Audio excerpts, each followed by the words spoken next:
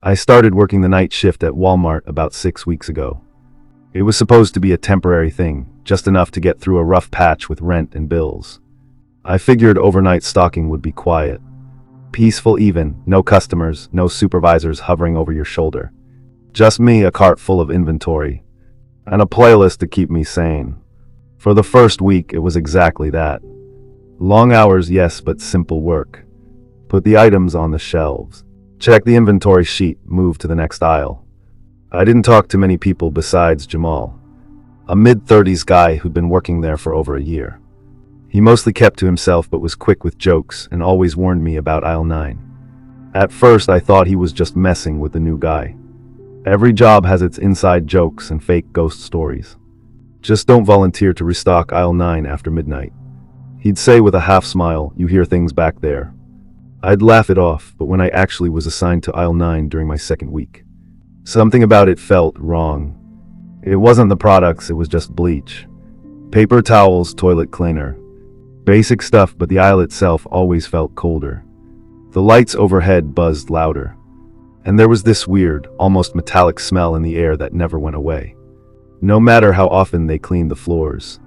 The first time I noticed the humming, I was restocking a shelf of mop buckets. It was faint, barely audible over my earbuds, but it was there. A slow, almost tuneless hum, like someone trying to remember a lullaby from childhood. It started at the far end of the aisle, just past the bleach, and grew slightly louder as I moved down. I thought maybe someone else was working nearby. So I called out, "Hey, who's back there?" Silence. The humming stopped. I poked my head around the corner, nothing.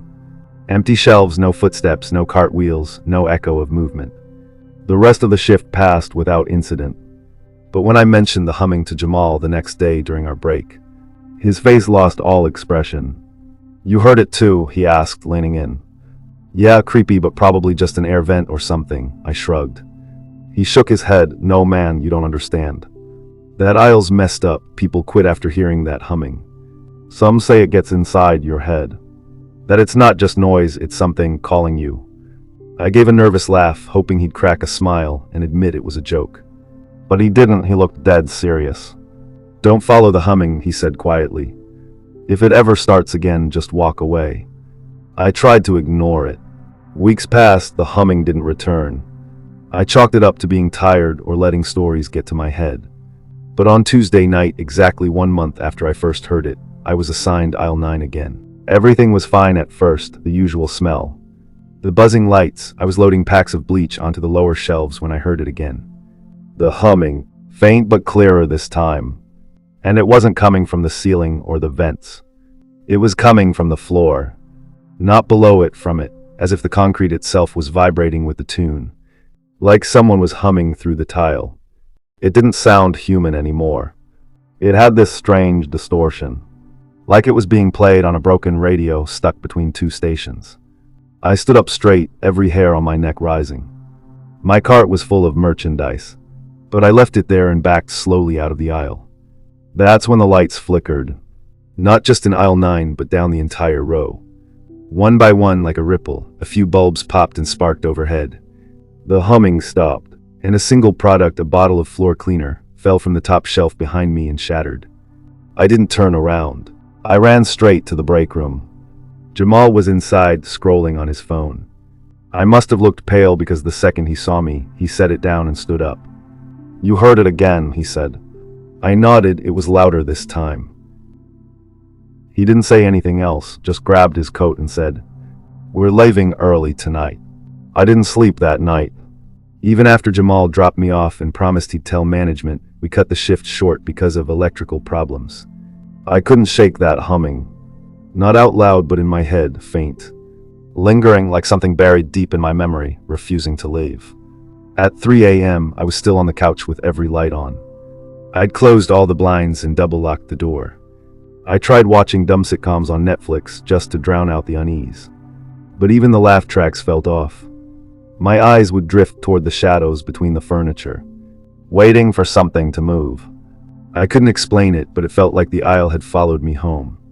At some point, I must have dozed off because I woke up to my phone buzzing on the coffee table. It was Jamal. "I'm not going back," he said immediately. No greeting, no explanation. What do you mean? Aisle 9, it's not just lights and sounds. Bro, it's time, space. You ever check your phone in that aisle? You go in for 10 minutes, come out an hour later. You ever notice that? He was right. I had noticed my shift feeling warped sometimes. Like the music would skip, or I'd look at the clock and realize a whole hour had passed when I thought it had only been 20 minutes. There's something wrong with that place. Jamal said it's not just the store. It's that aisle, and it's getting worse. He hung up before I could ask anything else. I didn't go in the next night. I called in sick, sat at home, and spiraled down an internet rabbit hole. Searching Walmart aisle 9 haunted. Store humming sounds, retail shift horror stories. Most of it was junk, but then I found a post from 3 years ago.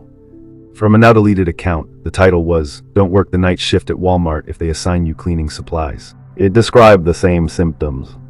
Cold air, flickering lights, a high-pitched humming that got louder if you acknowledged it. People getting confused. One employee quit after a week. Another vanished, no explanation. Just stopped showing up. The post ended with a warning. If the sound follows you home, don't hum back. I slammed my laptop shut. When I returned to work 2 days later, I begged to be reassigned. I told the manager I had a reaction to bleach. Anything to avoid that aisle. He barely looked up from his clipboard and said, "You're young, you'll be fine." So I went back. The aisle looked the same, but something was off. It was warmer than usual, then suddenly colder.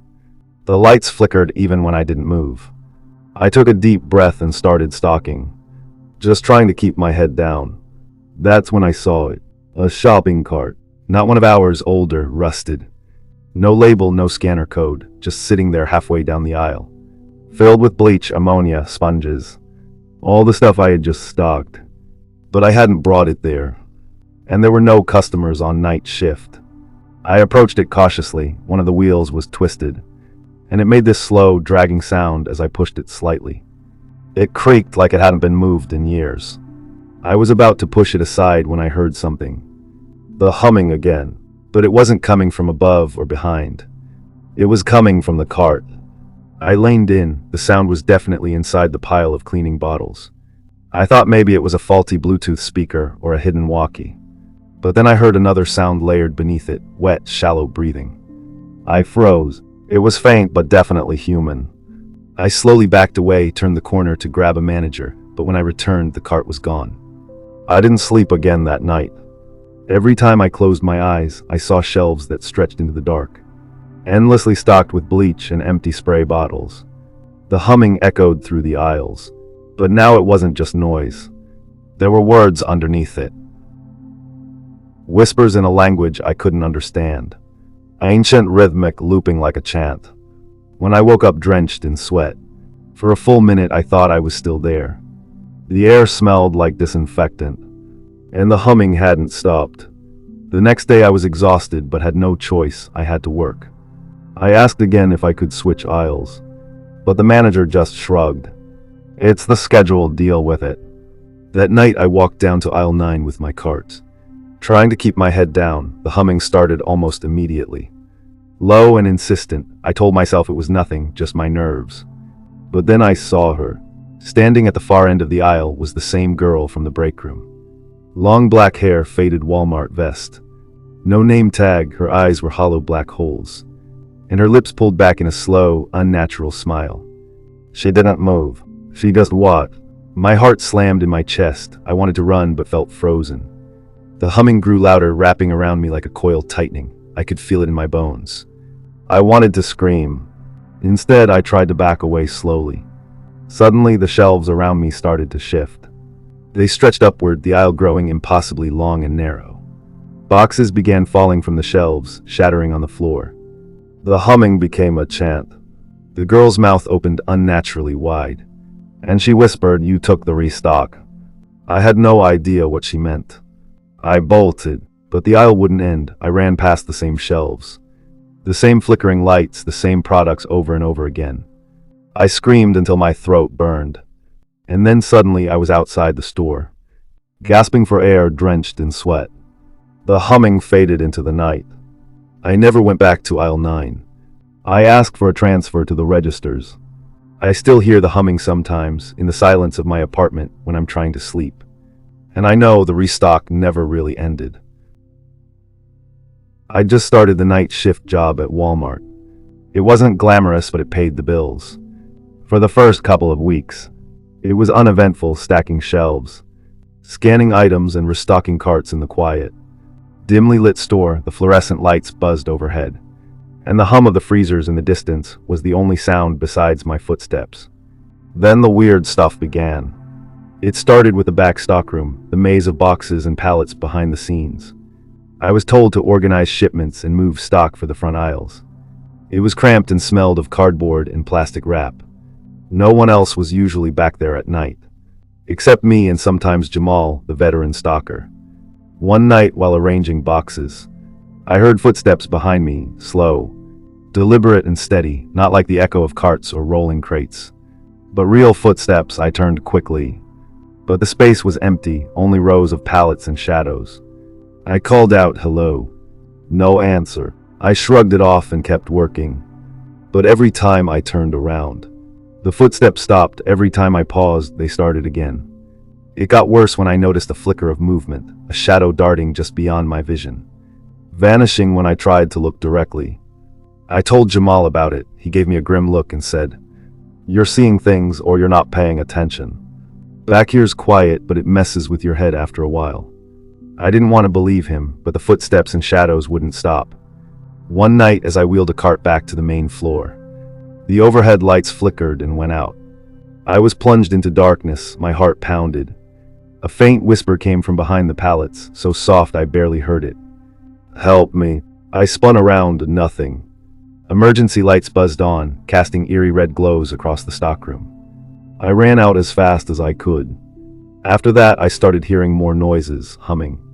Soft chanting, cold spots that chilled me even in my thick jacket. Once, while stocking the seasonal aisle near the garden center, I heard a lullaby. It was off-key and slow. I followed it to an old display case covered in dust. The humming stopped and I felt a cold breath on my neck.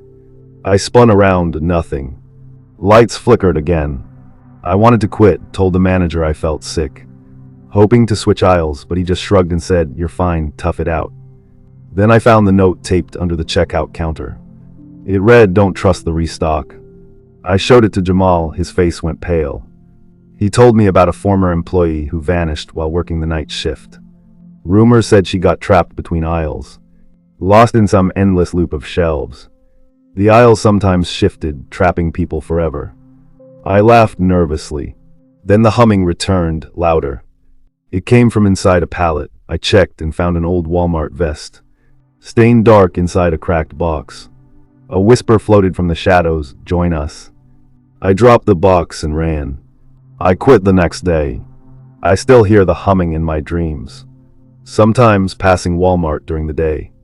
I catch a glimpse of a shadow watching me. The restock never ends. After quitting, I thought I was done with it. No more strange sounds, no more whispers. But the humming followed me home. It started softly at first, a faint buzz in the quiet moments, like a radio stuck between stations. I tried to ignore it. I told myself it was just stress, leftover nerves from the job. One night, the humming grew louder. I was lying in bed when it woke me up. It wasn't coming from outside or the house. It felt like it was inside my head. The pitch shifted like a voice trying to speak, but only managing a low drone. I sat up, heart pounding, but the room was empty. I thought about calling Jamal. Maybe he had answers, but every time I tried to call, the line would cut out or I'd get static. Sometimes I'd hear the humming on the other end before the call dropped. It felt like the sound was everywhere, a constant presence. A few nights later, I decided to visit the Walmart during the day. I wanted to see if anything strange was happening or if I was losing my mind. The store was busy and noisy, full of customers and workers. I walked past the aisles I used to stock, trying to feel normal, but something felt wrong. The aisles I remembered seemed off, wider in some places, narrower in others. Shadows moved where there shouldn't have been any. I saw the old back stockroom door slightly ajar. Curious, I slipped inside when no one was looking. The room was cold, darker than the rest of the store. The smell of cardboard and dust hit me hard. Then I heard it, the humming. louder this time, echoing through the rows of empty pallets. I moved deeper, following the sound, heart racing. That's when I saw her. A figure standing at the end of the aisle, the same girl from the stories. Her black hair hung limp, her vest faded and stained. Her eyes were empty, black voids. She didn't move, just watched me. The humming swelled into a chant, and the aisles around me seemed to shift and stretch impossibly long. I tried to back away, but the floor beneath me felt like it was moving. The last thing I saw was her mouth opening wide as she whispered, "You belong here." I woke up outside the store, gasping for breath. Since then, the humming never leaves me. After waking outside the store that day, I didn't know what to think. Had it been a nightmare, a hallucination? But the damp chill in my clothes and the faint humming still ringing in my ears told me it was real. I didn't go back to Walmart. I didn't answer my phone. I stayed inside, waiting for the humming to fade. But it never did. Days passed, the sound was always there, quiet at first, then growing louder, more insistent. It felt like it was crawling under my skin, settling in my bones. One night I dreamed I was back in the store. The aisles were endless, the lights flickered. That girl was there, waiting. "You took the restock," she said softly. I tried to run, but the aisles stretched on and on. Boxes fell around me, shelves twisted, and the humming became a deafening chant. I woke up screaming. The next day I got a text from an unknown number. "It's not over." I threw my phone across the room. The humming followed me everywhere, at work. At home, in my car, it whispered in the silence. It called me back. One night I found a Walmart vest on my doorstep, old, torn, stained dark. I knew then I was trapped. The restock never ends. I've worked at Walmart for almost a year now, mostly on the overnight restock crew. You get used to weird things when you're on the graveyard shift: creaky shelves, broken lights, even the occasional raccoon in the stockroom. But the cameras, you're not supposed to notice the cameras. They're mounted high in the corners, motionless, always pointed toward the aisles or entryways, never moving, never blinking. At least that's how it's supposed to be. It started a week ago. I was refilling paper towels on aisle 12 when I noticed one of the ceiling cameras was turned. Not down the aisle, not toward the checkout.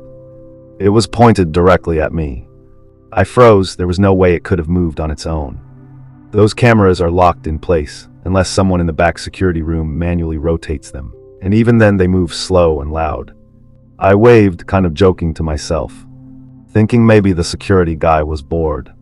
No response, the camera didn't move. I went back to stocking, a little creeped out, but figured it was just a glitch, a one-time thing. It wasn't. The next night it happened again, this time in a different aisle. And then again the night after that. No matter where I was in the store, eventually I'd feel it, that creeping sensation on the back of my neck, like something was watching. And every time I looked up, one of the cameras had rotated.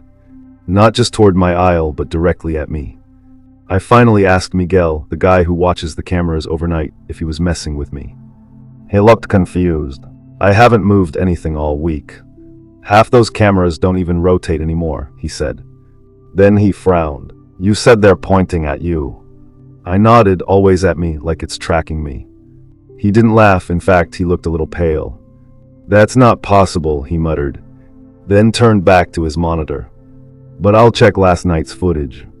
He opened the security playback and pulled up aisle 9 from 140 a.m., exactly when I'd seen the camera watching me. What we saw on that footage chilled me to the bone. The camera footage didn't show me stocking shelves. It showed me standing completely still. Hands at my sides, back turned to the camera. Not moving, just standing there for 10 full minutes. Only I wasn't standing there, I was working. I remember working. I turned to Miguel. "What is this?" He didn't answer, because on the screen, something was starting to happen. My head, the other me, slowly started to turn toward the camera. And then it smiled. Miguel slammed the monitor off. "What the hell was that?" I asked, my voice shaking. He didn't answer for a second. Then he whispered, "That wasn't live footage. That was recorded from last night. And you were like that for over 10 minutes, staring, smiling." "But I wasn't," I snapped. "I was working, I was moving, I swear." Miguel shook his head, slowly backing away from the screen like it was contagious. "I need to talk to corporate. This isn't a prank, this is wrong." I left the security room feeling like my skin didn't fit right. Like something inside me had been exposed. Caught on tape doing something I never did. When I got home that morning, I didn't sleep. I kept picturing that version of me on the screen, frozen.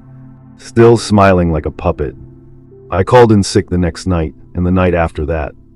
But on the third day, Miguel texted me something that made my blood run cold. Bro, you need to see tonight's footage. Even though you're not here, you're still on camera. I rushed back to the store, heart pounding the whole drive. When I got there, Miguel looked like he hadn't slept in days. I didn't believe it until I saw it. He said, but I swear you've been on camera every night. In different aisles, just standing there, same shirt, same pants. He pulled up the footage, aisle 6, timestamp 2:08 a.m. And there I was, standing under the flickering light. I've worked at Walmart for almost a year now. Mostly on the overnight restock crew.